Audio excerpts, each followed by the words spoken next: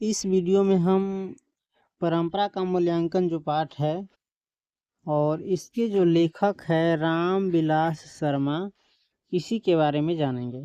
अगर आप इस वीडियो को अच्छे से देखते हैं और पूरा देखते हैं तो इस पाठ से राम विलास शर्मा जो लेखक है, इससे जो भी क्वेश्चन पूछेगा ऑब्जेक्टिव, उसकी आपको अच्छे से तैयारी हो जाएगी। तो चलिए आइए शुरू करते हैं। इसमें सबसे पहला लाइन है, हिंदी आलोचना के महत्वपूर्ण हस्ताक्षर डॉक्टर रामविलास शर्मा का जन्म उन्नाव जो उत्तर प्रदेश में पड़ता है, तो उसी उन्नाव के एक छोटे से गांव ऊंच गांव सानी में 10 अक्टूबर 1912 ईस्वी में हुआ था। परीक्षा में आपसे पूछ सकता है कि डॉक्टर रामविलास शर्मा का जन्म कहाँ हुआ था, तो आप लिख सकते हैं ऊंच गांव सानी में। किस राज्य में हुआ था, तो उत्तर प्रदेश में। किस जिले में हुआ था, तो उन्नाव में। कब हुआ था, तो 10 अक्टूबर 1912 ईस्वी में, है ना। उन्होंने लखनऊ विश्वविद्यालय से 1932 ईस्वी में बीए तथा 1934 ईस्वी में अंग्रेजी साहित्य में एमए किया। उन्होंने लखनऊ विश्वविद्यालय से 1932 ईस्वी में बीए तथा 1934 ईस्वी में हिंदी अंग्रेजी साहित्य में एमए किया। किस विश्वविद्यालय से, लखनऊ विश्वविद्यालय से। एमए करने के बाद 1938 ईस्वी तक शोध कार्य में व्यस्त रहे। एमए करने के बाद 1938 ईस्वी तक शोध कार्य यानी किसी चीज़ की खोज में बिजी रहे। 1938 से 1943 ईस्वी तक उन्होंने लखनऊ विश्वविद्यालय के हिंदी अंग्रेजी विभाग में अध्यापन कार्य किया यानी पढ़ाने का। उसके बाद वे आगरा के बलवंत राजपूत कॉलेज चले आए और 1971 ईस्वी तक यहाँ अध्यापन कार्य करते रहे।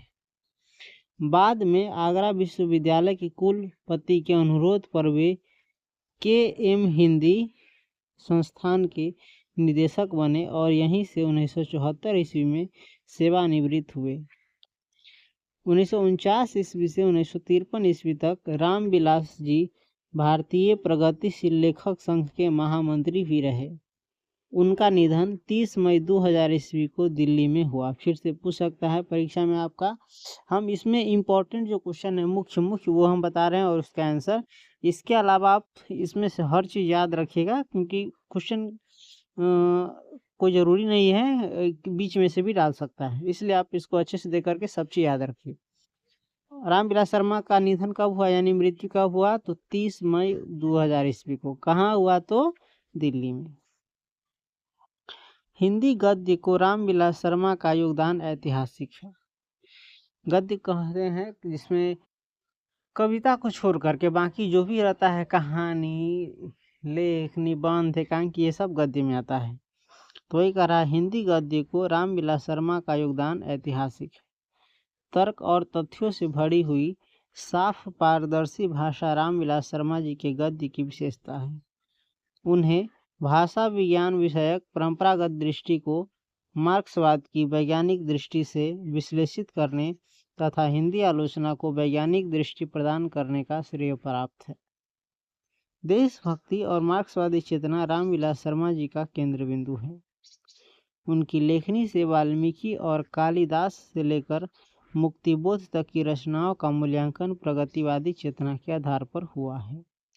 उन्हें न केवल प्रगति विरोधी हिंदी आलोचना की कला एवं साहित्य विषयक भ्रांतियों के निवारण का श्रेय है, बल्कि स्वयं प्रगतिवादी आलोचना द्वारा उत्पन्न अंतर्विरोधों के उन्मूलन का गौरव भी प्राप्त है। रामविलास जी ने हिंदी में जीवनी साहित्य को एक नया आयाम दिया। उन्हें निराला की साहित्य साधना पुस्तक पर साहित्य अकादमी पुरस्कार प्राप्त हो चुका है। फिर से आपसे परीक्षा से पूछ सकता है क्वेश्चन परीक्षा में कि रामविलास शर्मा को कौन सा पुरस्कार मिला, तो साहित्य अकादमी पुरस्कार मिला। किस पर, तो निराला की साहित्य साधना पुस्तक पर।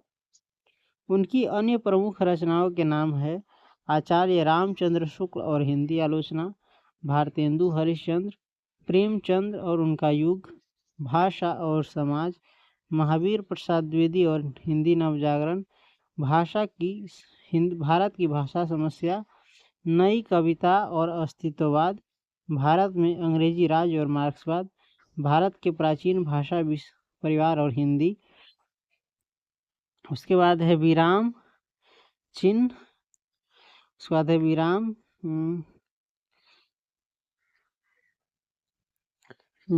चिन्ह, विराम चिन्ह, बड़े भाई आदि। ये सब क्या है, इनकी रचना है।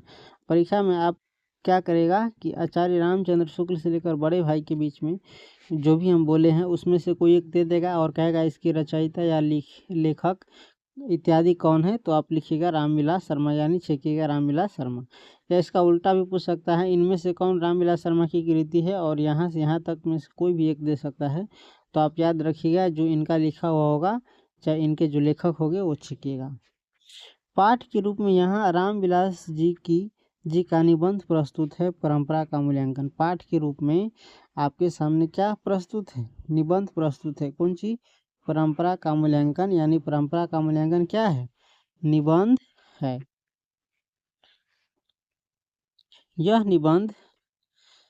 निबंध इसी नाम की पुस्तक से किंचित संपादन के साथ संकलित है। यह निबंध परंपरा का मूल्यांकन है, इसी नाम की पुस्तक की, यानी परंपरा का मूल्यांकन ही है इसका नाम।